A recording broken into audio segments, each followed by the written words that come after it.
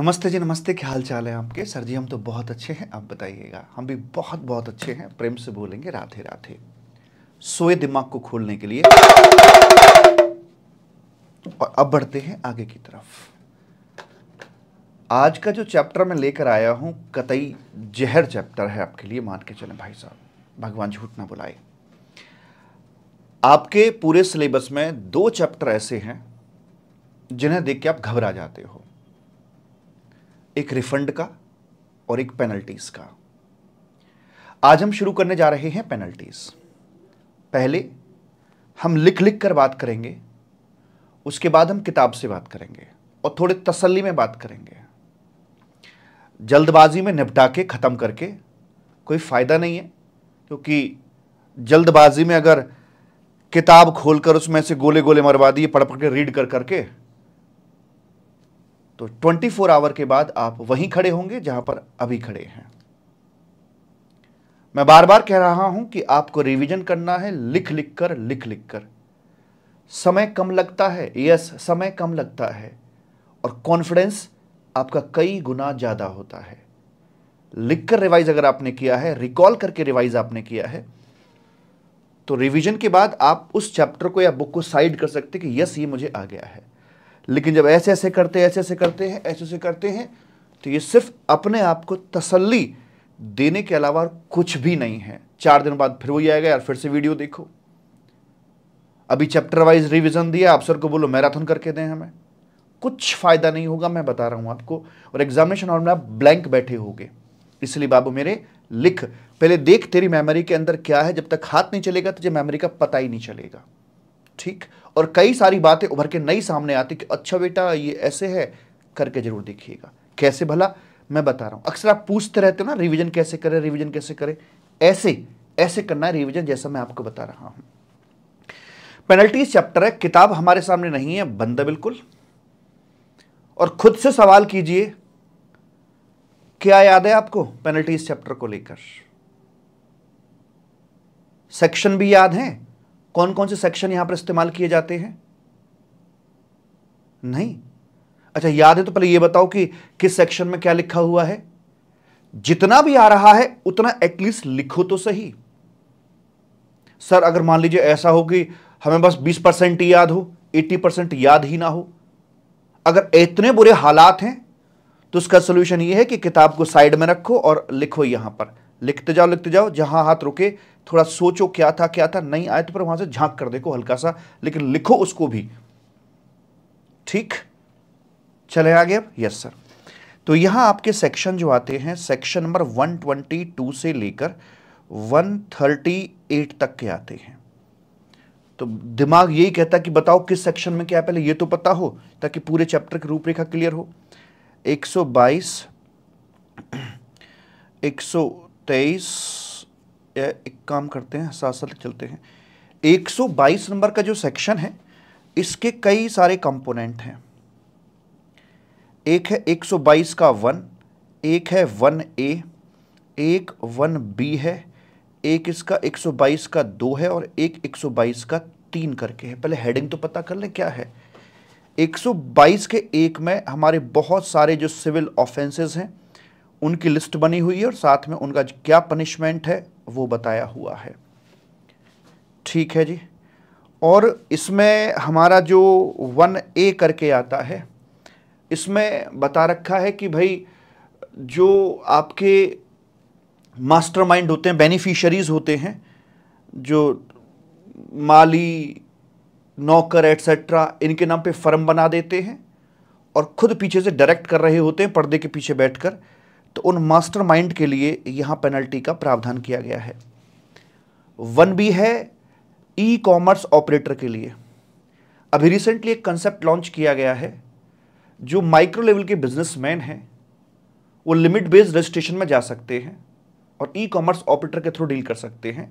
भले ही उनका रजिस्ट्रेशन ना हो तो उनको एक एनरोलमेंट नंबर लेना पड़ता है और कुछ कंडीशंस उनके ऊपर हैं, जैसे कि इंटरस्टेट सप्लाई नहीं करके चलेंगे एंड अदरवाइज।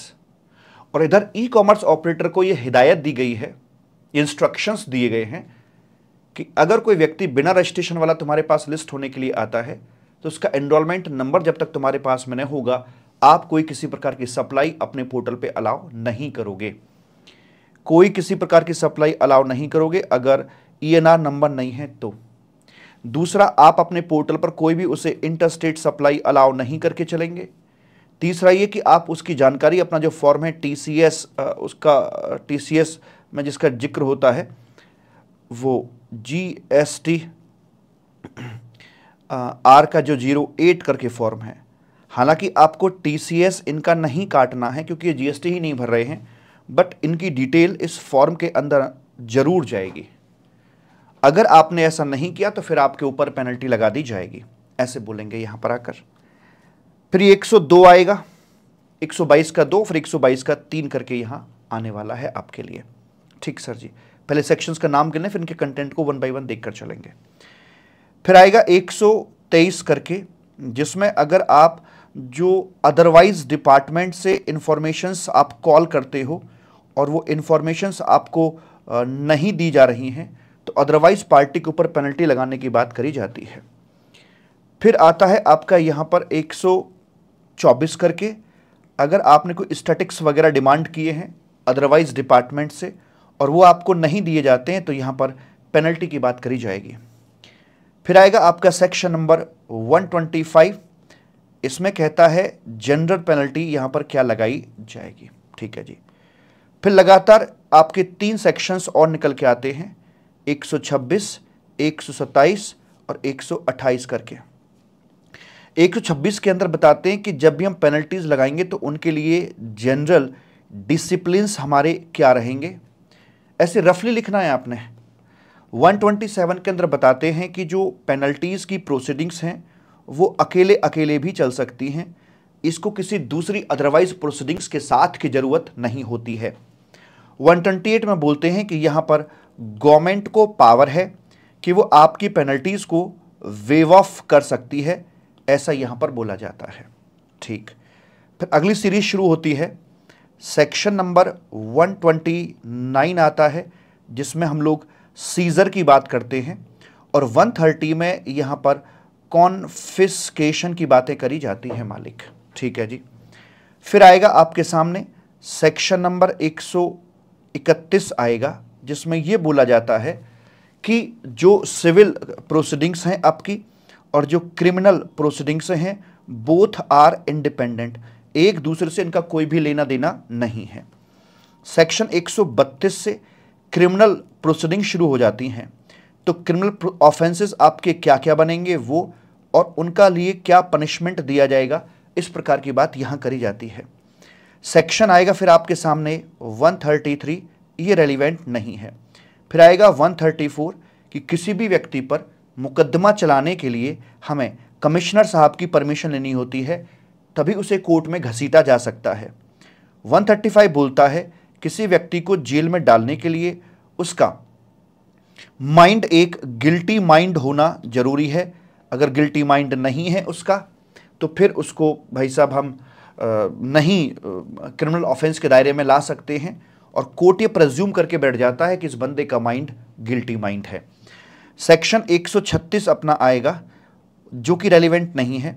सेक्शन नंबर 137 है जिसमें बोलते हैं कि ऑफेंसेस बाय कंपनीज हुआ तो क्या होगा, और सेक्शन नंबर 138 के अंदर बोलता है कंपाउंडिंग ऑफ ऑफेंसेस। तो इस प्रकार से ये इतने सारे सेक्शंस इस चैप्टर में इस्तेमाल किए जाते हैं।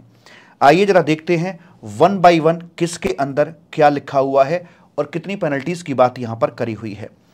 तो यहां पे आया सबसे पहले आपके लिए सेक्शन नंबर है भैया जी 122 का 1। पूरा दिमाग को अलर्ट, क्योंकि हाथ आपका तब तक काम करेगा ही नहीं जब तक दिमाग अलर्ट मोड पे नहीं होगा। बिना अलर्ट मोड के आप पढ़ तो सकते हो, कभी कभी होता ना पूरा पैराग्राफ पढ़ लिया, अब क्या पढ़ा पता ही नहीं है, तो ये होता है कि भाई आप सोते हुए पढ़ाई कर रहे हैं, लेकिन लिख नहीं सकते आप सोते हुए। 122 के 1 में यहां ढेर सारे ऑफेंसेस हैं, लगभग 21 तरह के ऑफेंसेस की यहां पर लिस्ट दी गई है, जिसको मैंने कुछ ऐसे बांटा है IM RRRR, IM RRRRR और ITC करके।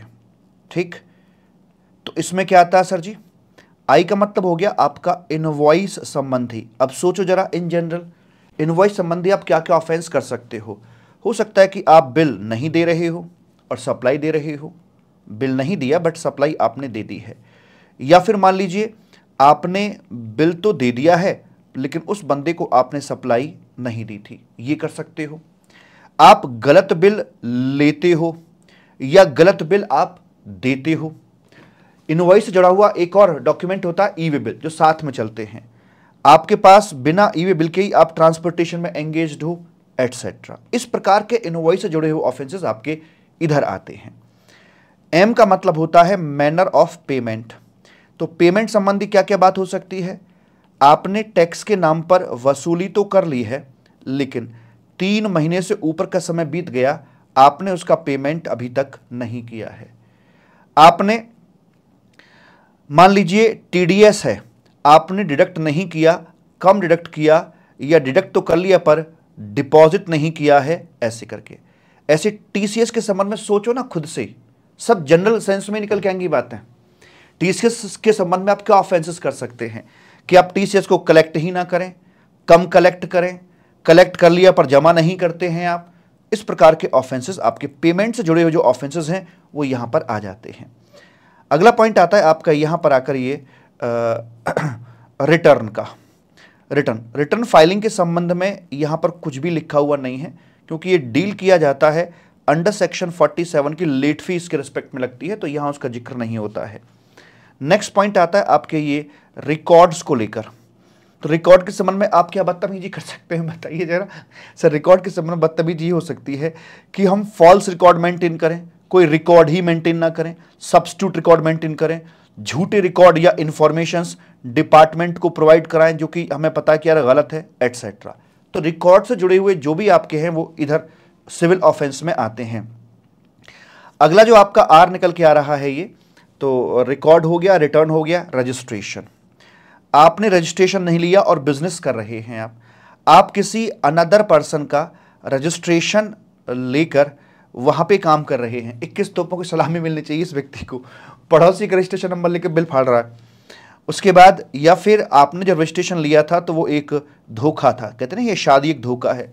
रजिस्ट्रेशन शादी की तरह होता है, लड़का सीए था नहीं लेकिन फिर भी बताया गया कि चार्टर्ड अकाउंटेंट है, तो शादी एक धोखा है, धोखे से रजिस्ट्रेशन लिया गलत जानकारी देकर। तो इस प्रकार के जो ऑफेंसेस हैं वो आपके रजिस्ट्रेशन संबंधी यहां होते हैं। अगला जो आर आ रहा है आपका ये है रिफंड, कि आप रिफंड क्लेम कर रहे हैं और वो भी फ्रॉडुलेंटली यहां पर लेके आ रहे हैं, तो ये आपका इस तरह कैटेगरी के अंदर आता है। आईटीसी में क्या ऑफेंस कर सकते हैं आप? सर हम आईटीसी को ना रॉन्गली अवेल कर सकते हैं, हम उसे रॉन्गली यूटिलाइज कर सकते हैं, या फिर इनपुट सर्विस डिस्ट्रीब्यूटर के थ्रू रॉन्गली डिस्ट्रीब्यूशन उसका किया जा सकता है। इस तरह के ऑफेंसेस आपके आईटीसी से जुड़े हुए हैं। तो आईएम, आर और आईटीसी। साथ में एक आता है डीएसओ, डिस्पोज ऑफ कर देते हैं आप गुड्स को। जैसे मान लीजिए कोई प्रोविजनल अटैचमेंट कर रखा था और उसमें निकाल दिया उसे, आप यहां सेकेंडरी पार्टी के रूप में इन्वॉल्व हैं, आप ट्रांसपोर्टर हैं, आप वेयर हाउस कीपर हैं, आप मदद करने वाले हैं, तो ऐसे व्यक्ति को यहां पकड़ा जाएगा। और जो ओ है ये है ऑफिसर को, सरकारी अधिकारी को उसके काम में अगर आप कोई किसी प्रकार की बाधा पहुंचा रहे हैं, डॉगी छोड़ रहे हैं उसके पीछे, काम नहीं करने दे रहे हैं, तो भी आपका इस कैटेगरी के अंदर ये आ जाता है। 21 तरह के ऑफेंसेस यहां पर आते हैं। चल रहा है आपका 122 का 1 यहां पे चल रहा है, और इसके अंदर जो पेनल्टी आपके लिए बताई गई है वो कुछ इस तरीके से है कि जितना भी आपका ये अमाउंट इन्वॉल्व था, चाहे वो आईटीसी रॉन्गली अवेल्ड या यूटिलाइज का हो, या रिफंड रॉन्गली जो फ्रॉडलेंटली क्लेम किया वो अमाउंट हो, या फिर आपका टैक्स एविजन का अमाउंट हो, जो भी अमाउंट इन्वॉल्व है वो, और यहाँ पर 10,000 rupees whichever is higher या लोअर, भाई साहब पेनल्टी का चैप्टर चल रहा है, विच एवर इज हायर, उतने के बराबर की यहाँ पर पेनल्टी लगा दी जाती है। ठीक साहिब, आराम से सहेज कर रखना बातों को, और ऐसे करना कि बहुत जल्दी से दोबारा रिवाइज आपको ना करना पड़े। ठीक, उसके बाद फिर हम बात करते हैं अपना जो सेक्शन आता है 122 का 1A करके आता है, जिसमें हम बोलते हैं कि आपने जो अपनी फर्म है वो किसी माली के नाम पर, जो गार्डनर है उसके नाम पे बना रखी है, या नौकर के नाम पे बना रखी है, और खुद पर्दे के पीछे मास्टरमाइंड जो रियल बेनिफिशियरी है उसका वो मास्टरमाइंड छिपा बैठा है। कल को अगर कोई अरेस्ट भी किया जाएगा तो बेचारा ये अरेस्ट होगा और ये बंदा यहां पर आकर बच जाएगा। तो अगर हमें पता लगता है, हम ये लिंक साबित कर देता है डिपार्टमेंट का अधिकारी कि मास्टरमाइंड ये आदमी है, तो इसको भी यहां पर पेनल्टी, इसको भी यहां पर, इस पे तो लगेगी, इसको भी यहां पर पेनल्टी लगाई जाएगी अंडर सेक्शन 122(1)(a) के अंदर आकर। और इसकी जो पेनल्टी बताई जाती है वो है 100% ऑफ जो भी इवेजन का आपका अमाउंट था उसके रिस्पेक्ट में ये लगाई जाएगी। ठीक है जी, 100% की पेनल्टी लगती है। पहले वाले में क्या थी, 100 जो भी अमाउंट इन्वॉल्व है, और अमाउंट इन्वॉल्व का मतलब वही 100% हो गया ना भाई, है ना, जितना भी अमाउंट इन्वॉल्व था उसका मतलब 100% हो गया कि 100% ऑफ टैक्स इवेजन और 10,000। लेकिन यहां पर ये 100% ऑफ ऐसे करके है, 10,000 वाली कंपैरिजन इधर साइड में नहीं है, स्ट्रेट फॉरवर्ड 100% की बात करके चल रहा है। अच्छा जी, देखा जाए तो 1A के अंदर भी जो 10,000 की है ये बहुत छोटी सी लिमिट है, तो प्रैक्टिकल लाइफ में तो यही हायर साइड बनती होगी। तो लगभग देखा जाए प्रैक्टिकल एंगल से तो दोनों के अंदर बराबर की पेनल्टी लगाई जा रही है।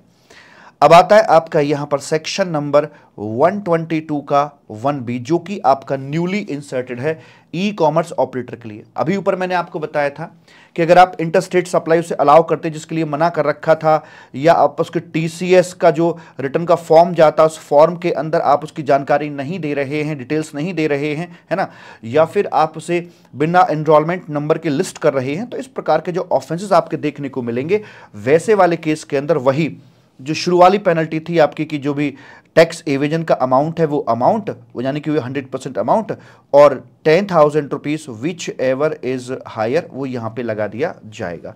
प्रेम से बोलेंगे राधे राधे। तो लगभग पेनल्टी समान से ही आ रही है। उसके बाद आता है आपका सेक्शन नंबर 122(2) करके आता है। इस सेक्शन को हम कंपेयर कर सकते हैं, it is comparable to section number 73 और सेक्शन 74 करके। सेक्शन 73 के अंदर बोनाफाइड केस हुआ करते थे और उसके अंदर पेनल्टी अमाउंट बताया जाता है, बोलता था कि भाई 10% ऑफ जो भी टैक्स अमाउंट है डिस्प्यूट वाला वो, और 10,000 rupees whichever is higher. Section number 74 के अंदर वो बोलता है कि 100% ऑफ टैक्स अमाउंट हो गया, इतना ही बोलता था। ठीक, अच्छा जी, अब यहां पर भी यही चीजें कॉपी पेस्ट कर दी गई हैं, यानी यहां से उठाया है और इधर लाके इनको यहां पर पेस्ट कर दिया गया है कि अगर बोनाफाइड है तो ये और मेलाफाइड है तो ये। लेकिन हां, एक चीज आपको यहां पर अलग से देखने को मिल जाएगी, कौन सी वाली, यहां पर यह भी लिखा हुआ है और रुपीज 10,000 ऐसे करके। मुझे लगता है कि भाई यहां पे तो नहीं है, यहां पे है, तो इनको अलाइनमेंट प्रॉपर तरीके से होना चाहिए। पर सर ये दो जगह क्यों लिखी हुई हैं? इन दोनों में से कोई एक ही लगाई जाएगी, क्योंकि हम इस बात को जानते हैं यहां पर आकर कि भाई अपना एक ही एक्ट के लिए डबल पेनल्टीज तो नहीं लगाई जा सकती है। अगर मान लीजिए आप यहां फॉल कर गए हैं पहले तो फिर ये ना लगेगी, और यहां फॉल कर गए हैं तो ये नहीं लगाई जाएगी। लेकिन मुझे लगता है कि इनमें थोड़े से अलाइनमेंट की जरूरत यहां पर है। ठीक है जी। उसके बाद आता है आपका इधर आकर सेक्शन नंबर 122 का 3 आता है। सेक्शन 122 का 3 मालिक आता है, और उसमें ये बोलते हैं कि जो भी आपका लाइक सपोर्टर्स हैं, मेन ऑफेंडर के अलावा जो सपोर्टर्स हैं, जैसे कि आपका जो मैनेजमेंट है वो हो गया।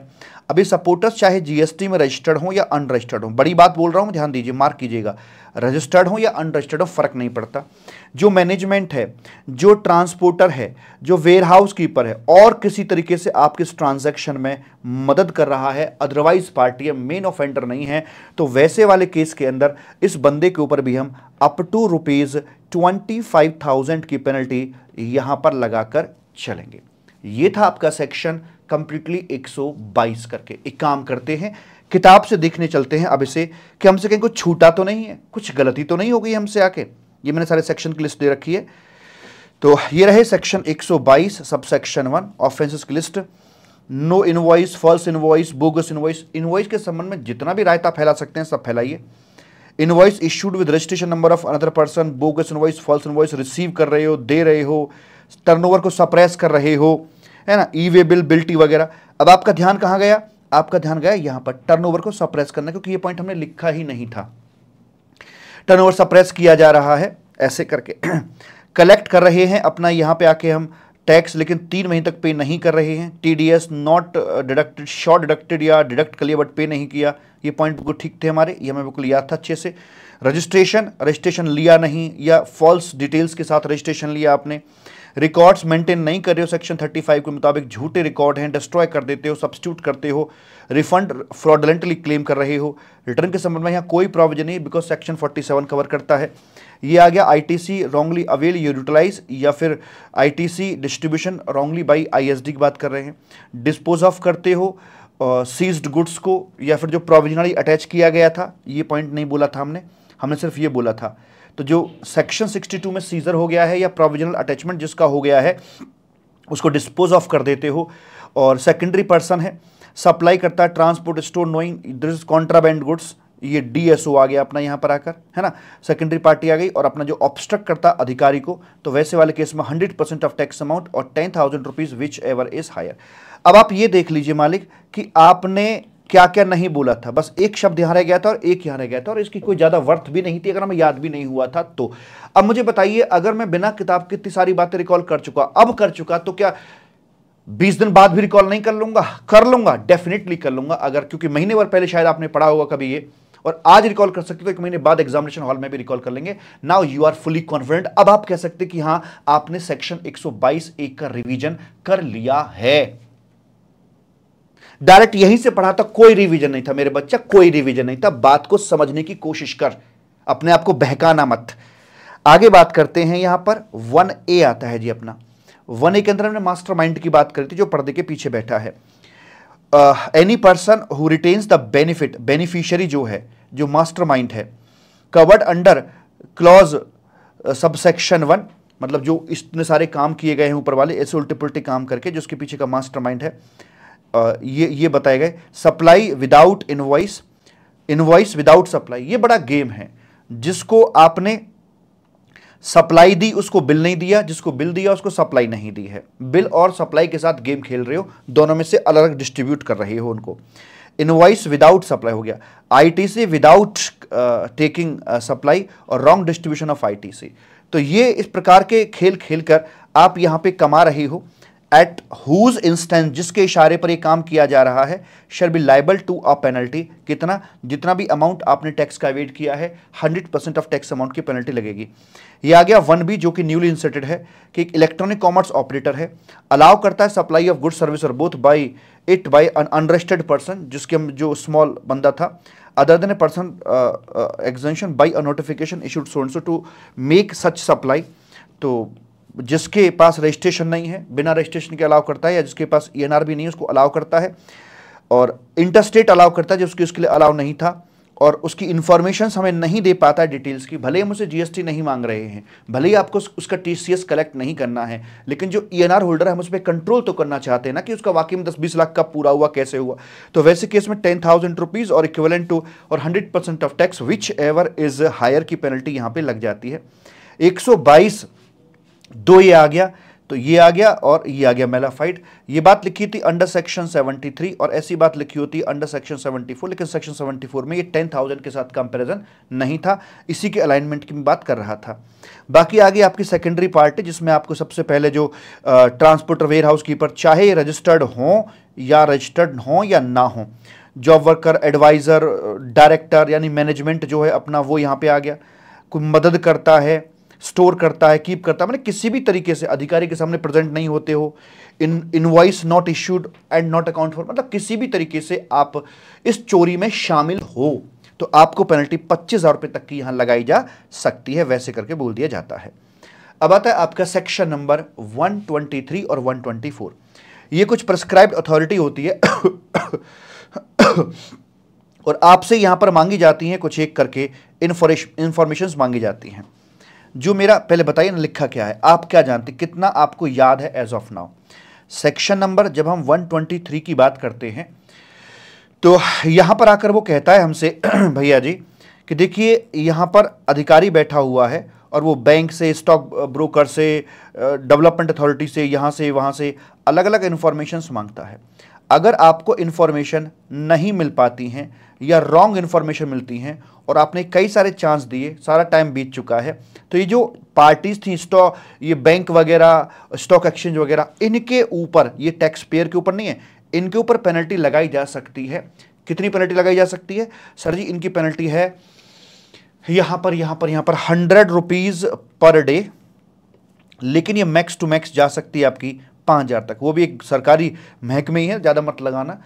इसे लगाने के पीछे गवर्नमेंट का ऑब्जेक्टिव ये नहीं कि हम रेवेन्यू कलेक्ट कर रहे हैं, इसके पीछे गवर्नमेंट का ऑब्जेक्टिव सिर्फ इतना सा है कि भाई हमें यहाँ पे ना एक तिलक लगाना उसके माथे पर कि तू दागी है, तू सही से काम नहीं करता है, एक चिन्ह लगाना, एक मार्क लगाना है, बस पेनल्टी लगाकर। इस तरह की बात आपकी यहाँ लिखी हुई है और देख सकते हैं यहाँ पर आकर। और अच्छा, पहले वो भी लिख दूँ। और सेक्शन जो आपका 124 करके है, इसमें इंफॉर्मेशन के बजाय स्टैटिक्स की बात कर रहे हैं। जो ऑर्गेनाइज डेटा आप मांगा जाता है अदरवाइज अथॉरिटीज से, अगर वो नहीं प्रोवाइड कराती हैं, गलत प्रोवाइड कराती हैं, पूरा समय बीत चुका है, तो उन पे लगेगा एक अपफ्रंट। ये तो फिक्स लगना ही लगना है। इसके साथ साथ 100 रुपीज़ पर डे के हिसाब से लगेगी, जो मैक्स टू मैक्स अपना जा सकता है। यहाँ पर मैंने भी रिवाइज किया थोड़ा सा, मैं जैसे रिकॉल कर रहा था तो मुझे यहाँ दिमाग में आ गया 5,000, लेकिन 5 नहीं है यहाँ पे, वो 5 ये वाला दिमाग में फिट रह गया, 5 नहीं है, यहाँ 25 है। एक बार गलती करने के बाद जब देखने से अच्छा ये था, वो चीज़ बड़े लंबे समय के लिए याद रह जाती है। अगर इसको डायरेक्ट किताब से पढ़ा जाता तो शायद मुझे भी दिमाग में वही 5,000 ही फिट रह जाता और एग्जाम में गलती हो जाती। इसलिए पहले आप ये देख लो कि आपको आ कितना रहा है, और खास तौर पे ऐसे चैप्टर में तो जरूर ये काम करना है, यहाँ डिजिट्स के साथ हमें प्ले करना होता है। तो यहाँ पे देखते हैं अपना सेक्शन 123 के अंदर हमने कई सारे प्रयास किए और उसके बाद नहीं माने, तो ये penalty 100 rupees for belated period और मैक्सिमम जा सकती है 5,000 रुपये तक की। स्टेटिक्स वाले केस के अंदर ये 10,000 100 रुपीज़ पर डे, विच में भी मैक्सिमम टू मैक्सिमम 25,000 जा सकती है। तो मैंने यहाँ पर गलती करी थी, ठीक है जी। उसके बाद आपका सेक्शन नंबर 125 आता है रेज्यूडरी पेनल्टी।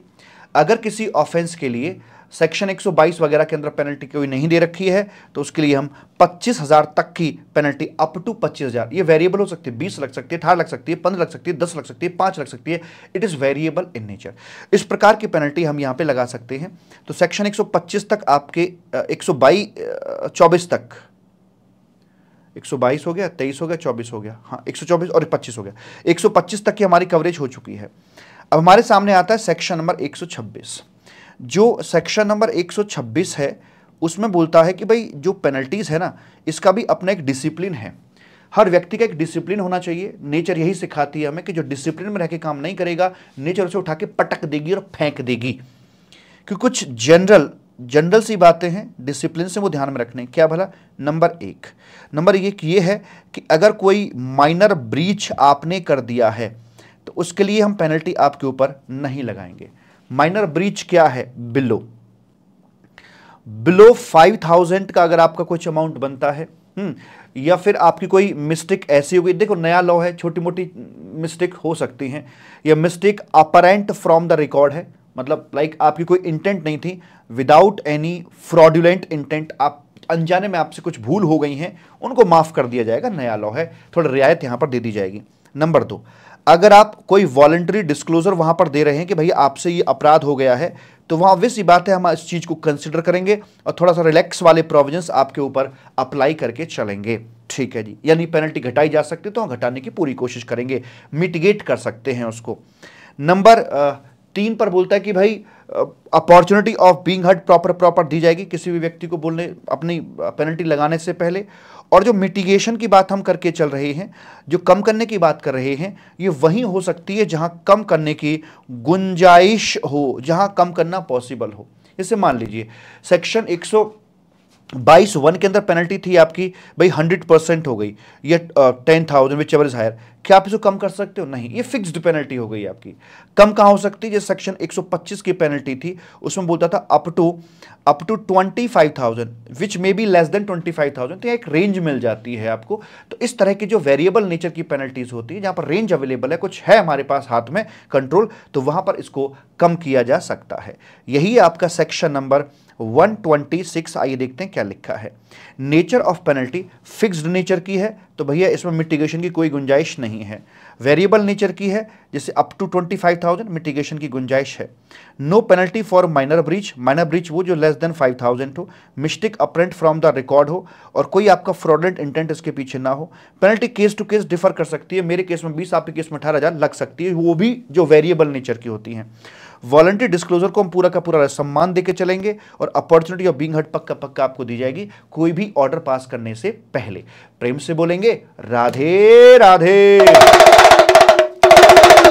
उसके बाद आगे बढ़ते हैं, आगे आते आपके सेक्शन नंबर, ये छोटे छोटे से, चलो यहीं से दिखा देता हूं उनको तो मैं।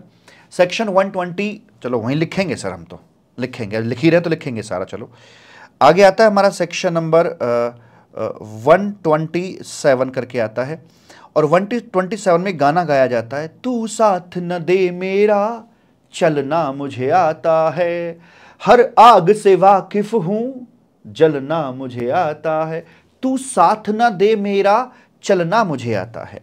यानी कि जो पेनल्टी की आपकी प्रोसीडिंग्स हैं, ऐसा नहीं है कि किसी और प्रोसीडिंग्स के साथ ये लटक के जाएंगी, ये अकेले अकेले भी चल सकती हैं। इनको कॉम्बो बनाने की किसी अदर पेनल्टी किसी और प्रोसीडिंग्स के साथ कॉम्बो बनाने की इन्हें कोई जरूरत नहीं होती है। जैसे सेक्शन 73 की प्रोसीडिंग, सेक्शन 74 की प्रोसीडिंग, सेक्शन 62, 63, 64, इस तरह की जो प्रोसीडिंग्स हैं ये भले ना चल रही हो, अकेले अकेले पेनल्टी प्रोसीडिंग्स चल सकती हैं।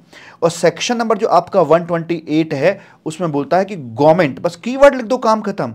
गवर्नमेंट को यहां पर पावर दी गई है कि वो कभी भी कैसे भी करके पेनल्टी को वेव ऑफ कर सकते हैं। गवर्नमेंट की पावर है, अधिकारी की पावर नहीं है। अधिकारी की पावर होती अपने हिसाब से पेनल्टी कम करने की, तो बहुत ज्यादा करप्शन बढ़ जाता है यहां पर आकर। तो यही बात लिखी है, देखते हैं जरा यहां पे आके। Just a clarification, penalty order can be made even know proceedings going on under section so and सो। तो ये बोला, ये बोला, ये बोला, ये बोला, दो हम नहीं बोल पाए, दो ये वाले थे, सीजर और कॉन्फिस्केशन। ये भले ही ना हो लेकिन पेनल्टी प्रोसीडिंग्स अकेले अकेले अपनी चल सकती हैं। गवर्नमेंट की पावर है स्पेशल सर्कमस्टांसेस के अंदर वो पेनल्टी को कम कर सकती है, चाहे वो 122 की, 123 की, 125 की, या लेट फी जो रिटर्न चैप्टर में पढ़ते हैं अंडर सेक्शन 47, इसको कम किया जा सकता है। पूरा या फुली सरकार माफ कर सकती है। अब आते हैं हम अपने एक नए फेज के अंदर। सिविल लायबिलिटीज हमारी कंप्लीट हो गई हैं, इवन उनका एक पार्ट कंप्लीट हो गया है। सिविल लायबिलिटीज का मतलब होता है पेनल्टी और गुड्स का सीजर एंड कॉन्फिस्केशन, ये सिविल में आता है। क्रिमिनल लायबिलिटीज के अंदर व्यक्ति को जेल में डाला जाता है। तो सिविल का हमने एक पार्ट पूरा कर लिया है और दूसरे पार्ट को डिस्कस करने के लिए हम जा रहे हैं। ये भाई साहब आपका यहां पर है सेक्शन नंबर 129 और सेक्शन 130 की बात कर रहे हैं। इसमें आता बेसिकली आप सीजर की बात करते हैं और इसमें कॉन्फिस्केशन की बात करी जाती है। ठीक, यहां पर कुछ फाइन पेनल्टीज लगाने की बात करते हैं। मैं एक काम करता हूं, मैं यहां पर ना एक टेबल लेके चलता हूं आपके लिए। बना ले टेबल? हाँ जी, टेबल बना लीजिए। इवन टेबल से पहले छोटी सी बात, जैसे जो सेक्शन थोड़ा इंट्रो तो कर दूं उसके अंदर, जो सेक्शन 129 है इसमें बोलता क्या है? इसमें ये बोलता है कि देखो आपकी गाड़ी यहां से जा रही थी, गाड़ी चली छलांगा मार दी, मैनू याद आई मेरे यार की। गाड़ी छलांगे मारती हुई जा रही थी, लेकिन ये एक क्लैंडस्टाइन रिमूवल था, एक इम्प्रॉपर वे में रिमूवल था। जैसे कि मान लीजिए आपके पास में यहां कोई किसी प्रकार का इनवॉइस नहीं था, आपके पास यहां इनवॉइस नहीं था, या मान लीजिए आपके पास ई वे बिल नहीं था, या आपके पास एक्सपायर्ड ई वे बिल था, यानी कुछ भी इरेगुलरिटी मिलती है कुछ भी ऑन द वे, तो यह गाड़ी को हाथ दे के रोक दिया जाएगा। जो रोकने की पावर है वो अंडर सेक्शन 68 दी जाती है कि गाड़ी रोको भाई, गाड़ी रोको भाई, गाड़ी को रुकवा दिया जाता है। ठीक है जी, गाड़ी रुक गई। अब गाड़ी रुकने के बाद वो पूछते हैं भाई डॉक्यूमेंट लाओ, ये वो फलाना ढिमका। अगर संतुष्ट कर देते हो फिर तो ठीक है, निकलो। अगर संतुष्ट नहीं कर पाते तो गाड़ी को यहां सीज कर दिया जाता है। ध्यान दीजिए, दो चीजें हैं, एक गुड्स है यहां पर, एक इसके अंदर गुड्स है, और एक भाई साहब ये गाड़ी है, यानी कि जो ट्रक है वो है। दो चीजें हैं, दोनों को सीज कर देंगे। और सीजर के बाद अगला नंबर आता है कॉन्फिस्केशन का, और वहां पर किस तरह की पेनल्टीज लगेंगी, और अगर आप अपने गुड्स या इनको छुड़ाना चाहते हो तो फिर उसके लिए रिडम्पशन फाइन क्या रहेगा। तो ये देखने के लिए हम एक टेबल बनाकर चलते हैं जहां पर चीजों को एक तमीज में देखने की कोशिश करते हैं। ठीक साहिब? हाँ सर ठीक है। तो ये हमने किया ऐसे से करके और ये करेंगे, ठीक है। तो ये इधर बात करते हैं हम लोग गुड्स को लेकर, जिसके रिस्पेक्ट में जो मालिक आदमी है वो जिम्मेदार, और यहाँ बात करेंगे ट्रक को लेकर जिसमें जो ट्रांसपोर्टर है वो जो उसका मालिक है उसकी बात करेंगे, ठीक। तो अगर हम देखें कि सेक्शन नंबर 129 जो कह रहा है कि भाई गाड़ी और गुड्स आपका सीज हो गया है, अब आगे क्या, सीजर के बाद की कथा क्या है, तो वहां कहते हैं दो प्रकार की बात करी जाती है।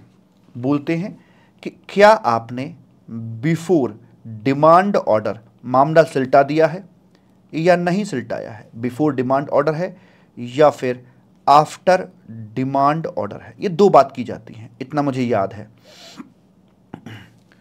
फिर उसके आगे दो बात और की जाती हैं फर्दर कि ये आपकी जो सप्लाई थी ये टैक्सेबल सप्लाई थी या इसमें कुछ एग्जेम्प्टेड भी है जिस पर जीएसटी आता नहीं है। अगर टैक्सेबल है तो यहां आता है आपका 200% ऑफ, ये मुझे अच्छे से याद है, 200% ऑफ टैक्स अमाउंट आता है। और अगर आफ्टर है तो ये थोड़ा और बढ़ जाएगा, 200% ऑफ टैक्स तो रहेगा ही रहेगा, साथ में इसको कंपेयर कर देंगे हम एक और चीज से, 50% ऑफ वैल्यू ऑफ गुड्स के साथ इसे कंपेयर कर दिया जाएगा। और विच एवर इज ऑब्वियस सी बात है, हायर की बात यहां पे हम करेंगे, ठीक। अच्छा जी, तो एक बात तो ये हो गई इसके अंदर की। अगर हमारा ये हुआ भाई साहब यहां पर आकर एग्जेम्प्टेड हुआ, तो अब एग्जेम्प्टेड हुआ तो टैक्स को तो बेस बना ही नहीं सकते क्योंकि टैक्स तो वहां पर इन्वॉल्व है ही नहीं। तो इसमें मुझे याद है 2 और 5% हुआ करती थी, तो ऑब्वियस सी बात है बिफोर डिमांड ऑर्डर है तो मैं 2% ऑफ वैल्यू ऑफ गुड्स यहां लेके चलता हूं और इसमें लेके चलता हूं 5% ऑफ वैल्यू ऑफ गुड्स की बात करी जाती है। हमें यह भी याद है कि इसका एक कंपेरिजन हुआ करता था और 25,000 और 25,000, और मजे की बात यह कि यहां पेनल्टी चैप्टर में पहली बार नजरें नीचे की तरफ आई हैं, हाँ नजरें झुकी हैं यहां पर आकर, which ever is lower because goods exempted था। तो ये तो रही बात इसके रेस्पेक्ट में कि भाई ट्रक के रेस्पेक्ट में इस तरह से किया जाएगा। अब सवाल ये उठता है कि भाई इसमें जो हमारा सेक्शन 129 है, जो ट्रक भी सीज किया गया था, उस पर पेनल्टी अमाउंट कितना लगाया जाए, ट्रक के रेस्पेक्ट में पेनल्टी अमाउंट कितना लगाया जाए। तो इन्होंने बोला कि यार कैसे निकालें, ट्रक तो बेचारा निर्जीव है, क्या बेस बना उसके लिए, ट्रक की वैल्यू का सर्टेन परसेंटेज में, बड़ा इलॉजिकल सा लगेगा। चूंकि ट्रक भी इसके चक्कर में फंसा है, इसके चक्कर में फंसा है, तो इसकी पेनल्टी भी कहीं ना कहीं इसी से लिंक होगी, इसकी पेनल्टी भी कहीं ना कहीं लिंक होगी। तो बोला गया यहां पर आकर कि जो पेनल्टी हमने लगाई है फॉर गुड्स के लिए वो और ₹1 लाख, एक फिक्स्ड फिगर दे दी, और 1 lakh, whichever is higher, जो दोनों में अधिक होगा उसकी यहां पर बात करके चलेंगे। आप इसे भूल जाओ, ये हाई चांसेस हैं, 1 लाख याद रह जाएगा। पेनल्टी फॉर जो गुड्स आपकी लगी हुई थी उसकी बात यहां पर करी जाती है। उसके बाद आता है सेक्शन नंबर आपका 130, जिसमें हम लोग बात करते हैं कॉन्फिस्केशन को लेकर कि आपके गुड्स जो हैं उन्हें कॉन्फिस्केट करवा दिया जाएगा या कॉन्फिस्केशन की बात करी जाती है। कॉन्फिस्केशन आपका हो सकता है अगर आप कोई इम्प्रॉपर वे में कॉन्ट्राबैंड गुड्स की सप्लाई कर रहे हैं या कॉन्ट्राबैंड गुड्स की सप्लाई ले रहे हैं या ट्रांसपोर्टर इसमें एंगेज्ड है या किसी अदरवाइज वे में आप कुछ उल्टा पुल्टा काम कर रहे हैं या बुक्स ऑफ अकाउंट मेंटेन नहीं कर रहे हैं, आपका रजिस्ट्रेशन नहीं था तो कैंसिल हो गया था, इस तरह की जो चीज़ें हैं इन्हें में आके, जैसे मान लो यहाँ पर इनवॉइस नहीं था, ईबी बिल नहीं था, तो ऊपर सीजर हुआ, सीजर के बाद अगला स्टेप कॉन्फिस्केशन का होता है अपना, है ना। तो कॉन्फिस्केशन के बाद में होता क्या है कि भाई जो ओनरशिप है वो सरकार के नाम में ट्रांसफर हो जाती है, लेकिन हमें यहां देखना है कि यार अगर छुड़ाना हो हमें अपने गुड्स को, रिडीम कराना हो, तो उसके लिए हमारा रिडम्पशन फाइन कितना होगा। ये आपको याद रहेगा, मुझे पता है कि जो मार्केट वैल्यू ऑफ गुड्स है, मैक्सिमम बता रहे हैं, कम कुछ भी हो सकता है, मैक्सिमम मार्केट वैल्यू ऑफ जो गुड्स है उसे रख दीजिए और इसमें से लेस कर दिए जीएसटी का अमाउंट, क्योंकि जीएसटी अलग से ले रहे हैं, तो जो विदाउट जीएसटी गुड्स की वैल्यू होगी ना, जिसे असेसेबल वैल्यू बोल देते हैं, एक्सक्लूसिव ऑफ जीएसटी, गुड्स की जो खुद की वैल्यू है अपनी बिना टैक्स के, उतने के बराबर का ये रिडम्पशन फाइन यहाँ पे लगाया जा सकता है। इससे कम भी हो सकता है बिकॉज ये मैक्सिमम की लिमिट हमने बताई है। लेकिन आप ना इधर भूल जाएंगे, आप यहां भूल जाएंगे कि यार यहां पर कितना था, यहां पर कितना था, ये याद नहीं आएगा किसी भी कीमत पर आपको। तो हम बता देते हैं आपको कि यहां पर जो आएगा अमाउंट आपका, वो आएगा जो रिडम्पशन फाइन इधर होगा वो होगा equal to tax evasion, 100% of tax evasion, 100% of. आपकी वजह से सरकार को इतने का चूना लगने जा रहा था टैक्स के बराबर, अब टैक्स चोरी हो रही थी, तो जितने टैक्स की चोरी में आप इन्वॉल्व हो, जितने टैक्स की चोरी में आप इन्वॉल्व हो, उतने के बराबर का आपको यहां पर रिडम्पशन फाइन देना पड़ेगा और फिर आप अपना ट्रक यहां से लेकर जा सकते हैं। ये थे आपके दो सेक्शन का नजारा, सेक्शन 129 और सेक्शन 130 जो कि यहां पर आपके दिए हुए हैं। कॉन्ट्राबैंड गुड्स लेकर जा रहे थे, चोरी का माल, चोरी मतलब चुरा के नहीं लाए, जिसपे टैक्स की चोरी आपने कर रखी है। अधिकारी पकड़ता है, बातचीत बन गई तो ओके, बातचीत नहीं बनी तो 200% ऑफ टैक्स, है ना। तो जो पेनल्टी है, जीएसटी तो कर जाएगा जाएगा, यहां लिखने की जरूरत नहीं है, तो यहां पेनल्टी अमाउंट बता रहे हैं। तो पेनल्टी अमाउंट 200% ऑफ टैक्स, और यहां पर 50% वैल्यू ऑफ गुड्स और 200% tax whichever is higher, और ये 2% आ गया, यहां 5% आ गया, 25,000 से कंपेरिजन हो गया। एक इलस्ट्रेशन देके मैंने आपको यहां पे समझा भी रखा है और इस प्रकार की बात दे रखी है। ये सेक्शन जो आपका 129 है, ये उसका यहां पर आकर मालिक कंटेंट हो जाता है। आप देख सकते हैं सारी बात जो की त्यों लिखी हुई है। एंड उसके बाद में फिर ये इसका सेक्शन 130 है। 130 के अंदर आप देख रहे हैं कि अगर आप कुछ भी उल्टा पुल्टा काम करके चल रहे हैं तो आपका गुड जो सीज होगा, सीज के बाद कॉन्फिस्केशन, उसके रिडम्पशन फाइन की बात यहाँ पे करी जा रही है, कितना रिडम्पशन फाइन लगाया जाएगा, तो ट्रांसपोर्टर पे कितना और गुड्स वाले पे कितना है, उन सब की बात यहाँ पर अपनी दी हुई है। और ये इसका यहाँ पर लीगल कंटेंट इस प्रकार से दिया हुआ है। जो टेबल मैंने आपको बना के दी है एकदम मास्टरपीस है, विश्वास मानिएगा। 10 बार पढ़ने के बाद एक सिस्टमेटिक वे में कि फाइनली हमें क्या दिमाग में स्टोर करना है, वो टेबल बताकर चल रही है।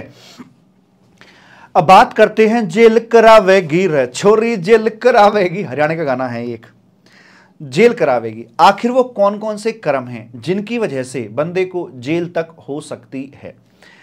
इस बार इस अटेम्प्ट के लिए मेजर चेंजेस डाले गए हैं आगे आने वाले सेक्शंस के अंदर, चाहे वो सेक्शन 132 क्रिमिनल ऑफेंसेस का हो, चाहे वो कंपाउंडिंग का हो, और मुझे ऐसा लगता है कि डेफिनेटली इसमें से क्वेश्चन आना ही चाहिए। ठीक, तो मैं काम करता हूं, यहां पर आकर जो मेरा सेक्शन 132 है ना भाई मेरे, उसको एकदम फॉर्मल तरीके से मैं लिखूंगा। यहां तक कि मैं चाहूंगा अगर जनरली समझनी है, याद रखनी है बातें, तो आपको क्लॉज नंबर तक उसका याद रखना पड़ेगा। हम डिस्कस करने के लिए जा रहे हैं अपना सेक्शन नंबर 132, यहां पे ऐसे करके मालिक, यस सर, एक सेकेंड,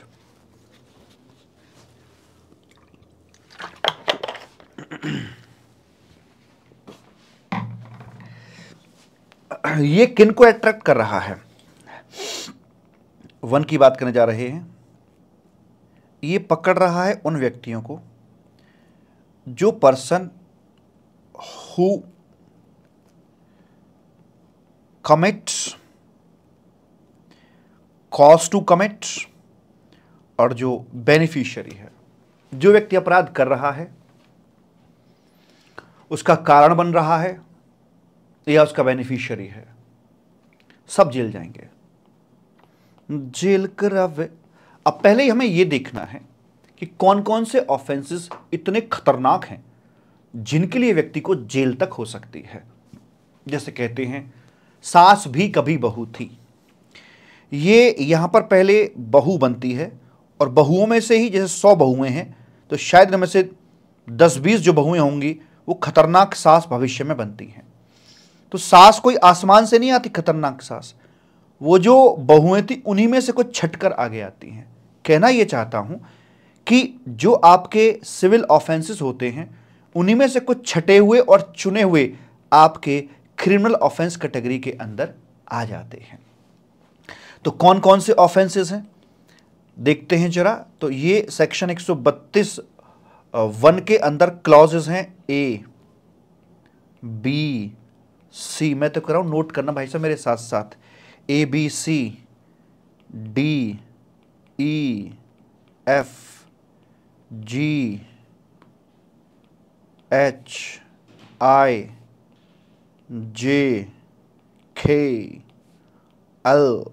बहुत इतना ठीक है।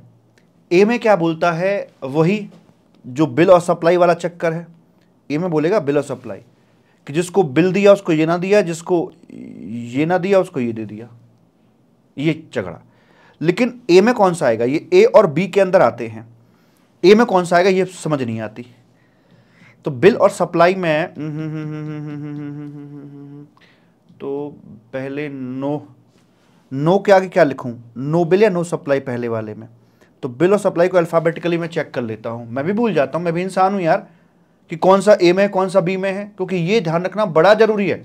हाँ ये भी जरूरी, क्योंकि आप देखेंगे कि इसका जरूरत पड़ेगी हमें, कि क्लॉज वाइज जरूरत पड़ेगी याद रखने की, कि ए में क्या है और बी में क्या है, एक्सचेंज नहीं कर सकते, गड़बड़ हो जाएगी नहीं तो मैंने देखा यार अल्फाबेटिकली देखा जाए तो पहले ये वाला आ रहा है बी, तो no bill but supply made.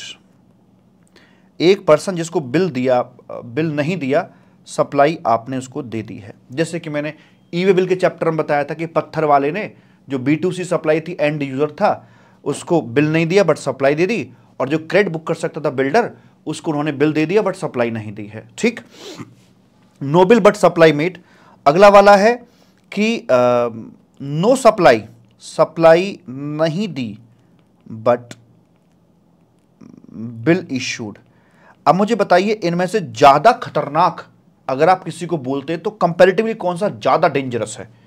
Sir इन दोनों में से अगर देखा जाए तो मोर डेंजरस ये वाला है। ये बोलते हैं बिल पर्चे का काम, खाली फोकट का हवा बेचते हैं, मतलब है कुछ नहीं, दिया कुछ नहीं, सप्लाई नहीं करी, और लेकिन आपने यहां पर बिल रेज किया।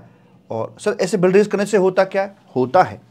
होता ये है कि जो रेसिपिएंट आदमी होता है वो अपनी किताबों में ITC बुक कर लेता है, उपरोक्त दोनों वाले केसेस के अंदर, कि जहां पर नो बिल तो था नहीं फिर भी ITC ले लिया, या सप्लाई नहीं ली थी, नो सप्लाई नहीं ली थी लेकिन फिर भी आपने ITC बुक कर लिया है।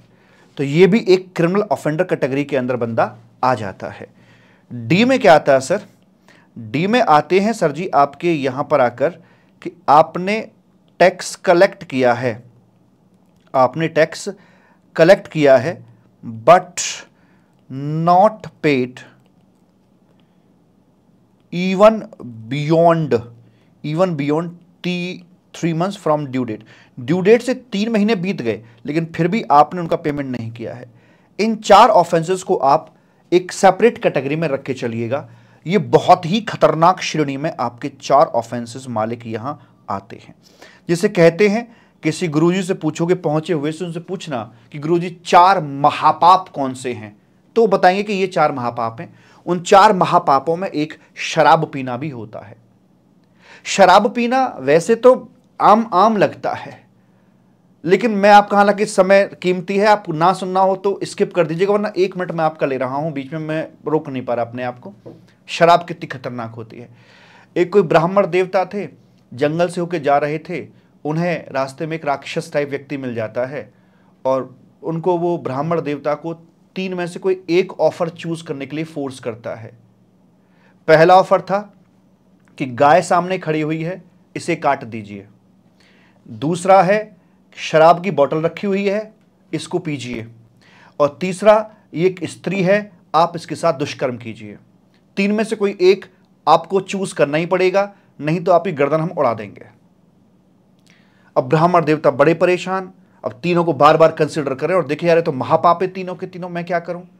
फिर भी जब एक चुनना था तो एक सही और समझदार व्यक्ति जो होगा कंपैरेटिवली तीनों में से चुनेगा, तो शराब को चुनेगा। क्या चलो जो बीतेगी मेरे से बीतेगी, मैं किसी गाय को नहीं काट सकता, किसी स्त्री के साथ ऐसा नहीं कर सकता मैं, तो मैं शराब पी लेता हूं। उन्होंने शराब पी ली, और शराब पीने के बाद भाई साहब अब कहां ब्राह्मण देवता अपने होश में रह गए थे। उन्होंने तलवार ली और पहले गाय को काटा और फिर स्त्री के साथ दुष्कर्म किया। आप समझ पाए कि अगर इसको ना चुन के बाकी किसी को चुनता तो वो एक गलत काम करता, लेकिन शराब पीकर उसने तीनों के तीनों गलत काम कर लिए। इसलिए शराब को बहुत ज्यादा खतरनाक माना जाता है। नशा किसी भी तरीके का होगा आपको बर्बाद कर देगा। तो यहां पर ये 4 ऑफेंस जो हैं अपने, ये महापाप कैटेगरी के अंदर आते हैं मालिक, महापाप कैटेगरी में आते हैं। बताऊंगा इनके बारे में, हिस्ट्री है, ये पूरी एक बैकग्राउंड चल रही है, मान के चलो आगे तक की पिक्चर चल रही है। ई से मतलब क्या है सर जी? यहां हमारा जो ई से मतलब है वो है इवेजन से। ई से जो हमारा यहां पर मतलब निकल के आ रहा है गुरुजी, वो है यहां पर इवेजन से। इवेजन, यस, ये है इवेजन, कि हम कोई टैक्स को अपना इधर ही आके मालिक इवेट कर रहे हैं, कैसे भी किसी अदरवाइज वे में हम उसको चोरी चकारी उसकी यहां पे करके चल रहे हैं, टैक्स चोरी कर रहे हैं, या कोई जो रिफंड है उसे फ्रॉड्यूलेंटली अपना हम क्लेम करके चल रहे हैं, कुछ इस तरह की बातें कर रहे हैं। दे नहीं रहे या गलत तरीके से ले रहे हैं। एफ का मतलब क्या है? एफ का मतलब है फॉल्स से। ये एबीसीडी मैंने खुद से नहीं बनाए हैं, लॉ के अंदर लिखे हुए हैं, मैंने तो भिड़ाया है चीजों को बस ताकि याद रहे क्लॉज वाइज हमें। हाँ, तो एफ का मतलब फॉल्स हो गया, कि ये फॉल्स कोई डॉक्यूमेंट मेंटेन कर रहे हो, कोई फॉल्स इंफॉर्मेशन दे रहे हो, रिकॉर्ड सब्स्टिट्यूट करके चलते हो, तो आपका ये क्रिमिनल ऑफेंस कैटेगरी में आता है। जी जे के, ये जी कट गया है, जे कहां गया बे? जे कट गया है और के कट गया है। ये 3 पॉइंट आपके बताऊंगा क्या क्या है इनके अंदर। जी जे के कट चुके हैं, खत्म हो गए, अब ये क्रिमिनल ऑफेंस कैटेगरी में नहीं है, इनके लिए इनके करने पर जेल नहीं होगी। ठीक है सर जी। तो यहां पे क्या बोल रहे हैं भाई साहब कि एच और आई, हाय हाय, लड़का लड़की को बोल रहा है कि लड़की लड़के को बोल रही है? हाय। तो यहां गुड्स मतलब लड़का और सर्विस मतलब लड़की। तो किसी कॉन्ट्राबैंड गुड्स में, चोरी के माल में आप इन्वॉल्व हो किसी भी तरीके से, तो आप क्रिमिनल ऑफेंडर हो। किसी सर्विस जो कॉन्ट्राबैंड है, जिस पे चोरी चकारी चल रही है, उसमें आप इन्वॉल्व हो, तो ऑब्वियस सी बात है यहां पर आपको माना जाएगा क्रिमिनल ऑफेंडर। और जो एल आपका आखिरी बचता है वो है attempt to commit. Attempt to commit की बात यहां पे करके चल रहा है। मर्डर करना एक ऑफेंस है, लेकिन अटेम्प्ट टू मर्डर भी एक ऑफेंस की कैटेगरी में ही आता है, ऐसे करके मालिक बोल देते हैं। ठीक सर जी। अब इनमें मैं थोड़ा सा आपको बता दूं कि यहां पे आपके जो मिलेंगी, सजा मिलेगी, वो कैसे कैसे करके मिलेगी, इसके संबंध में पनिशमेंट क्या है। तो यहां बोला जा रहा है भाई साहब कि अगर जो आपका ऑफेंस है वो 5 करोड़ से ऊपर जा रहा है, निकल रहा है, तो वैसे में सजा कम से कम 6 महीने, जो कि आपकी 5 बरस तक जा सकती है, और वैसे करके। और क्या सर जी? अगर ये आपका 2 करोड़ से ऊपर है और जाता है 5 करोड़ तक, तो ऐसे में सजा कम से कम 6 महीने की और मैक्स टू मैक्स 3 बरस की दी जाती है, ये मुझे याद है। अगले में 1 करोड़ से ऊपर का है और 2 जाता है अपना 2 करोड़ तक, तो यहां पर सजा है आपकी कम से कम 6 महीने, जो 1 बरस तक की चली जाती है। अब जरा ध्यान दीजिए, यहां पर एक अमेंडमेंट है। ये पहले सबके लिए जनरल था, ऑफेंस आपका कोई सा भी क्रिमिनल ऑफेंस रहा हो, आप यहां पर फॉल करते थे। लेकिन अभी लेटेस्ट अमेंडमेंट के मुताबिक अगर आपका बी वाला ऑफेंस है तो ही ये आप इसमें फॉल कर रही होगी, अगर बी वाला है।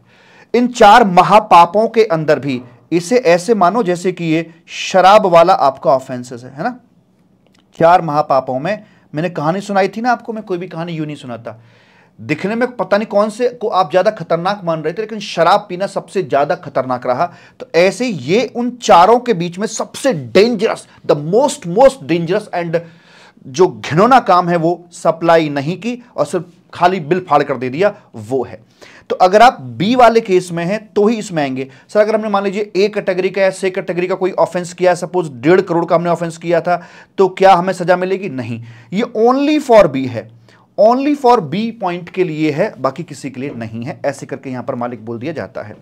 और एक एफ के लिए है, बी एफ, बॉयफ्रेंड नहीं, बॉयफ्रेंड नहीं है बे, बी एफ। क्या करूं? एफ वाली क्लॉज, एफ वाला जो पॉइंट था, अब आपको पता होना चाहिए एफ वाला पॉइंट कौन सा था। एफ मतलब फॉल्स वाला पॉइंट था कि फॉल्स डॉक्यूमेंट इंफॉर्मेशन वगैरह वगैरह देकर चल रहे हैं, तो वैसे वाले केस में ये अमाउंट शायद इन्वॉल्व नहीं होगा उसके अंदर आके, तो वहां आपको सजा हो सकती है अप टू 6 मंथ तक हो सकती है। लेकिन सर अगर मान लीजिए कोई बंदा रिपीट करता है, ओ हो, रिपीट करने पर तो नॉर्मली डिस्काउंट मिलते हैं, लेकिन यहां रिपीट करने पर आपको जो टॉप मोस्ट सजा है वो दी जाएगी। टॉप मोस्ट सजा क्या है? वैल्यू जो मर्जी हो, केस कोई सा भी, टॉप मोस्ट सजा है आपकी यहां पर 6 महीने से लेकर 5 साल तक ये दी जाएगी। और मजे की बात देखो, हर एक में साथ में फाइन भी यहां पर जुड़ा हुआ है, कोर्ट का फाइन है ये। सजा जो सुनाता है, जेल में डालने का अधिकार एक कोर्ट को होता है, अधिकारी कोर्ट तक ले जा सकता है, कोर्ट में डाल नहीं सकता है, ठीक। सजा सुनाएगा यहां पर मजिस्ट्रेट, तो यहां कोर्ट का फाइन भी लगाया जाता है, हर एक केस में फाइन भी इसमें लगा हुआ है। तो ये तो होगी बात पनिशमेंट की। अब बात करते हैं गर्म ठंडे की। घर में भी 2 तरह के बिस्तर होते हैं, गर्म ठंडे, जैसे सर्दियां पड़ रही हैं तो गर्म होते हैं, रजाई वगैरह, ब्लैंकेट वगैरह। अब आपके ये आ गए, क्या नाम है, गर्मियां हैं तो थोड़े हल्के कपड़े होंगे। ऐसे हमारे जो अपराध होते हैं वो भी 2 तरह के होते हैं, गर्म और ठंडे। इट्स हॉट यानी गर्म, और कूल बेबे, तो ये अपने कूल ऑफेंस यहां पर। तो पहले 4 जो ऑफेंसेस हैं इनको हॉट बोलूं कि कूल बोलूं? सर जी जो पहले 4 ऑफेंसेस हैं, ध्यान दीजिए, अगर ये वाले ऑफेंस, मैं पहले इन 4 ऑफेंस की बात कर रहा हूं, आपके ये 4 ऑफेंसेस हैं, ठीक है जी, 4 ऑफेंसेस हैं, और एंड भाई साहब ये 5 करोड़ से ऊपर की वैल्यू का है। 4 ऑफेंसेस है, 5 करोड़ से ऊपर की वैल्यू के आपके हैं, तो इनको बोला जाएगा इट्स हॉट, हॉट ऑफेंस बोला जाएगा। हॉट का मतलब क्या है? हॉट का मतलब होता है नॉन बेलेबल, जिसके लिए बेल नहीं मिलती है, और कॉग्निजिबल होता है। देखिए नॉन एक जगह ही आएगा, दोनों पर नॉन नहीं आ सकता। नॉन बेलेबल है तो कॉग्निजिबल होगा, और नॉन कॉग्निजिबल है तो बेलेबल होगा, ठीक है, नॉन एक ही जगह आएगा। तो सर इनका मतलब क्या है? जो कॉग्निजिबल ऑफेंसेस होते हैं, संगीन या संज्ञेय अपराध के रूप में उनको जान के चलते हैं, जिनके लिए कोई अरेस्ट वारंट की जरूरत नहीं होती बंदे को अरेस्ट करने के लिए। और जो नॉन बेलेबल होते हैं, ऑब्वियसली बात आप जानते हो, वो आपके यहां पर उनमें जमानत तक नहीं होती है। आप इसके अलावा रेस्ट, आप जो मर्जी केस बनाइए, रेस्ट ऑफ द केसेस जो होंगे, सब में ऑफेंसेस जो होंगे वो कूल होंगे। कूल का मतलब क्या हो गया? कूल का मतलब हो गया नॉन कॉग्निजिबल होगा, और साथ में उसे बेलेबल भी कर दिया जाएगा। नॉन कॉग्निजिबल मतलब एक अरेस्ट वारंट के साथ ही बंदे को अरेस्ट किया जा सकता है, और वहां पर जमानत भी दे दी जाएगी, वैसे करके मालिक बोल देते हैं। सर बाकी ये जो थे आपने यहां जो ऑफेंस दे रखे हैं, ये सब के सब अपने कूल कैटेगरी के अंदर मालिक आते हैं। तो हॉट ऑफेंस के लिए ध्यान रखना, 4 स्पेसिफाइड ऑफेंस 5 करोड़ से ऊपर का है तो ही हॉट बनेगा, अदरवाइज बनेगा। सर यहां पर मतलब बिना वारंट के अरेस्ट कर ले जाते हैं? हाँ, बिना वारंट के अरेस्ट कर ले जाते हैं, लेकिन 24 आवर के भीतर भीतर वो मजिस्ट्रेट साहब के सामने पेशी देनी होती, ताकि घर वालों को यह पता रहे कि किडनैप नहीं हुआ है, जेन्युइन व्यक्ति उठाकर ले गए हैं। तो 24 आवर मजिस्ट्रेट साहब के सामने पेश करना पड़ेगा, ऐसे करके मालिक बोल दिया जाता है। प्रेम से बोलेंगे राधे राधे। आइए देखते हैं हमारा सेक्शन नंबर 132 के बोल रहा है भाई साहब। ये रहा सेक्शन 132 के अंदर सारे के सारे ऑफेंस आपको मिलेंगे। नो इनवॉइस, ये वो, बोगस इनवॉइस रिसीव किया, आईटीसी कलेक्ट किया, पे नहीं किया, है ना, रजिस्ट्रेशन रिटर्न की बात नहीं हो रही यहाँ पे, रिकॉर्ड फॉल्स रिकॉर्ड वगैरह, रिफंड फ्रॉडलेंट क्लेम कर रहे हो, आईटीसी वगैरह है ना, इवन आपने करने का भी प्रयास किया तो भी गए काम से, है ना। तो इस प्रकार से लोग यहाँ पर फॉल कर रहे हैं जी।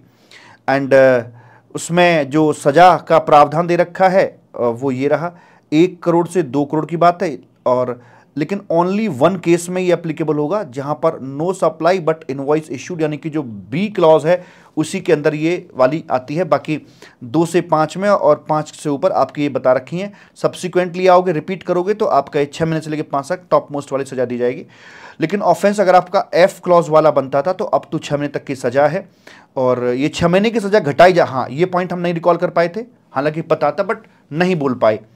6 महीने की जो सजा है वो कम से कम जो दी गई है कम की जा सकती है अगर कोर्ट को लगता है कि वो एक डिजर्विंग केस है, स्पेशल केस है, ठीक। और in case of first 4 offences जो हैं अपने, अरेस्ट विंडो ओपन होती है 2 करोड़ के बाद, है ना। एंड ये अपने जो हैं लेकिन बी वाले केस में 1 करोड़ के बाद ही ओपन हो रही है विंडो अरेस्ट की। And non bailable and cognizable जो हैं वो आपके हॉट ऑफेंस बनते हैं 5 करोड़ के बाद। ये तो पॉइंट ना भी देखो चलेगा, कोई दिक्कत वाली बात नहीं कि मेरा बात परेशानी आपको ना हो जाए। और ठीक है, चलो जी, तो यहां तक हमारी बात हो जाती है। अब अगला सेक्शन आता है आपका 133। इस वीडियो पे कमेंट जरूर दीजिएगा आप मुझे, प्लीज, इट्स ए रिक्वेस्ट कि आपको वीडियो कैसा लगा ये वाला, ठीक है ना। मैंने अपना हर संभव प्रयास किया है और एक तरीका आपको दिया कि आपको रिवाइज ऐसे करना चाहिए। तो यहां पे आके हम बात कर रहे हैं अपना सेक्शन नंबर 133 की बात कर रहे हैं, जो कि रेलिवेंट नहीं है। सेक्शन 134 क्या बोलता है, देखिए 134 यहां लगता है आपका कि जब एक ये डिपार्टमेंट है और किसी व्यक्ति को घसीट कर जब ये कोर्ट की तरफ लेकर जा रहे होते हैं तो वहां पर इसकी एप्लीकेबिलिटी आती है। क्या बोलता है कि यहां कोर्ट में ले जाने से पहले एक प्रीवियस अप्रूवल चाहिए होगी भाई साहब कमिश्नर साहब की, तभी किसी व्यक्ति के ऊपर मुकदमा कराया जा सकता है। सेक्शन नंबर 135 क्या बोलता है, सेक्शन 135 यहां लगता है कि किसी भी व्यक्ति को अगर आप सजा देना चाहते हो, किसी भी व्यक्ति को आप सजा देना चाहते हो भैया जी, तो मैं बताऊं आपको, भगवान झूठ ना बुलाए, सजा देना चाहते हो तो उस व्यक्ति का एक गिल्टी माइंड होना जरूरी होता है। उसका यहां पर मालिक गिल्टी माइंड होना जरूरी है। अगर बंदे का माइंड गिल्टी माइंड नहीं है तो वैसे वाले केस के अंदर हम उसे यहां पर सजा नहीं दे सकते। अब यह कैसे पता लगेगा कि किसी व्यक्ति का माइंड गिल्टी माइंड है या नहीं है, तो यहां पे बोलते हैं कि देखो कोर्ट जो है ना, कोर्ट तो भाई साहब प्रिज्यूम करके बैठ जाएगा कि आपका दिमाग एक दोषी दिमाग है, और अगर आप बचना चाहते हो तो सिद्ध करो कि यह काम आपने जानबूझकर नहीं किया है। यानी बर्डन ऑफ प्रूफ कि आपने अनजाने में काम हो गया है, ये उसी के ऊपर, एक्यूज के ऊपर ही डाल दिया गया कि आप सिद्ध करो कि आपने से अनजाने में काम हो तो बच सकते हो, वरना हम तो ये मान चलेंगे आपने काम जानबूझकर ही किया है, और वैसे करके यहां पर बात हो जाती है। ठीक है जी, कोनो दिक्कत वाली बात नहीं है साहिब। अब आगे बढ़ते हैं। तो ये रहे आपके 2 छोटे छोटे सेक्शन, आइए पढ़ के देख लेते हैं। और यहां पर बोलते हैं, मैंने कुछ कंपैरिजन किया है सिविल का और क्रिमिनल का। 122 में आता है, 132 में आता है। पेनल्टी, कॉन्फिस्केशन, सिविल लायबिलिटी, यहां जेल वेल की बात करते हैं, ये जीएसटी ऑफिसर देता है, यहां मजिस्ट्रेट देता है। प्रायर अप्रूवल ऑफ सीनियर यहां नहीं चाहिए होती, यहां चाहिए होती है। और मेंटल स्टेट यहां जैसे मर्जी कर दिया, लेकिन यहां पर गिल्टी माइंड चाहिए होता है। Section 134 previous sanction of commissioner, no court shall take cognizance. अब पढ़ने का फायदा है ना, एक बार रीड कराए ना, अब ये देखो कि क्या तुम रिकॉल नहीं कर पाए, मतलब एक बार लिख कर दिखाए ना, अब देखो क्या रिकॉल नहीं कर पाए भाई साहब, अब तो मजा है। डायरेक्ट ही पढ़ लोगे बेकार मामला। No court shall cognizance of any offence punishable under this act or the rules made thereunder except with the previous sanction of the commissioner. ठीक है जी। और यह है presumption of culpable mental state in any prosecution of any offence under this act which requires a culpable mental state on the part of the accused, the court shall presume, court presume करके बैठेगा the existence of such mental state कि आपका दिमाग दोषी दिमाग है, but it shall be a defense for the accused। अब burden of proof उसके ऊपर आ गया है कि आप सिद्ध करो कि आपका दिमाग ठीक था, आपसे काम अनजाने में हुआ है, जानबूझकर आपने काम नहीं किया तो बचोगे, वरना नहीं। सेक्शन 136 आपका रेलिवेंट नहीं है। और अगला आता है आपका यहां पर मालिक सेक्शन नंबर 137 करके आता है।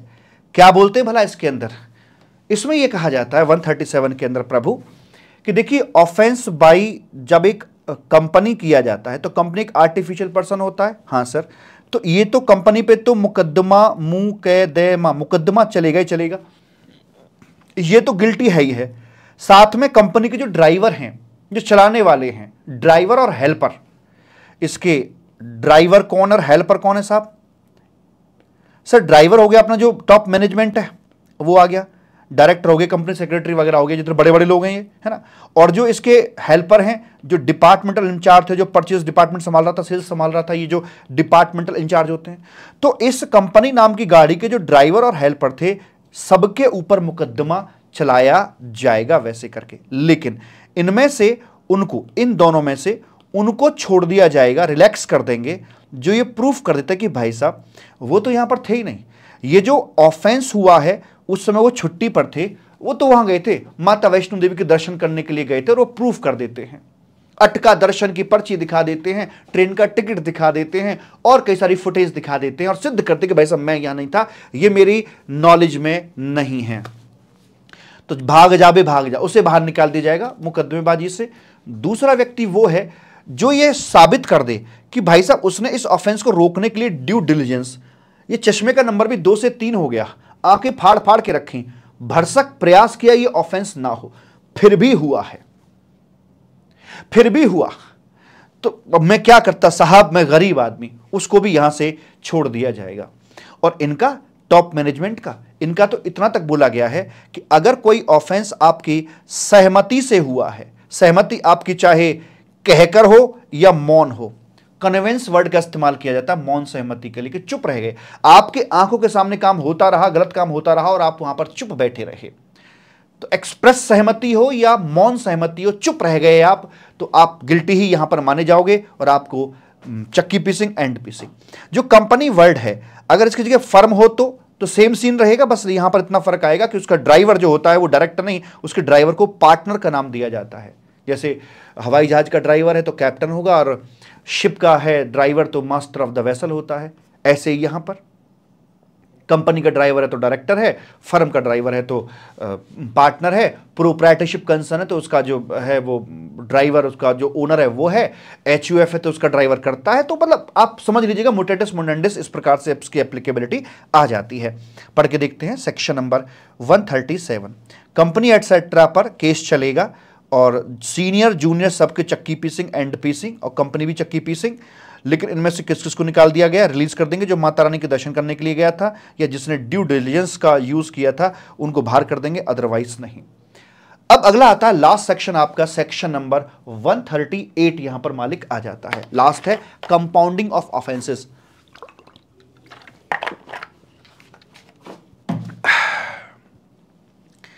कंपाउंडिंग ऑफ ऑफेंसेस की जरूरत कब पड़ती है और क्या होता है ये, जब यहां कोर्ट में केस, हम जानते हैं कि केस जब ले जाया जा रहा होता है तो यहां पर प्रीवियस अप्रूवल चाहिए होती है ऑफ कमिश्नर की, ऐसा बोला गया था अंडर सेक्शन 134।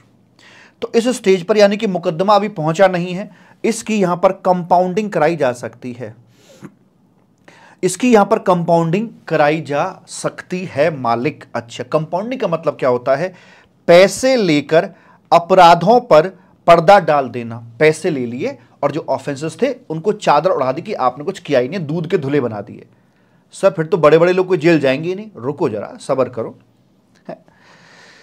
तो पैसे लेके अपराधों पे पर्दा डालना, तो आपका मुकदमेबाजी रोकी जा सकती है अगर आपकी यहां पर कंपाउंडिंग हो जाती है तो। या फिर मान लीजिए आप वहां पहुंच गए थे और प्रोसेस चल रही थी, आपको यहां से भी वापस लाकर आपका केस वापस लिया जा सकता है और कंपाउंडिंग पॉसिबल है। लेकिन सर अगर मान लीजिए कोर्ट का एक बार यहां पर डिसीजन आ गया है तो क्या अब भी कंपाउंडिंग पॉसिबल है? जी नहीं, अब कंपाउंडिंग पॉसिबल नहीं है डिसीजन आने के बाद में। कंपाउंडिंग पॉसिबल है, कितनी बार पॉसिबल है? देखिए, जो आपका वो बी वाला ऑफेंस था ना निकम्मा, बी वाला, इसलिए मैंने बाय क्लॉज याद कराया है। जो बी वाला आपका ऑफेंस था जिसमें कहते थे कि भाई नो सप्लाई बट आपने वहां पर बिल इशू कर दिया है, तो उस वाले केस के अंदर तो भाई कंपाउंडिंग हो ही नहीं सकती। नो मींस सिर्फ नो है, पिंक मूवी का डायलॉग, नो मींस सिर्फ नो होता है ही नहीं पॉसिबल। जो बाकी केस आपके बनते हैं, रेस्ट ऑफ द केस जो बनते हैं, उनमें लाइफ में एक बार आपको मौका दे दिया जाएगा, वन टाइम हो सकती है, उसके बाद नहीं हो सकती। और तीसरे पॉइंट पर आकर बोलता सरकार ये नोटिफाई कर सकती है कि जहां पर कंपाउंडिंग होगी ही नहीं, ये उसको पावर है। यानी कि बी जैसे यहां पर डिफाइन किया हुआ, ऐसे किसी और को भी डिफाइन किया जा सकता है। तो अमूमन दो बात ध्यान में रखनी है, नंबर एक, बी कैटेगरी में कोई कंपाउंडिंग नहीं है, और इसके अलावा वंस इन लाइफ टाइम यानी एक बार आपको मौका दिया जा सकता है सुधरने का, पैसे ले लिए जाएंगे आपसे और बात बन जाएगी। लेकिन सर कितने पैसे लिए जाएंगे?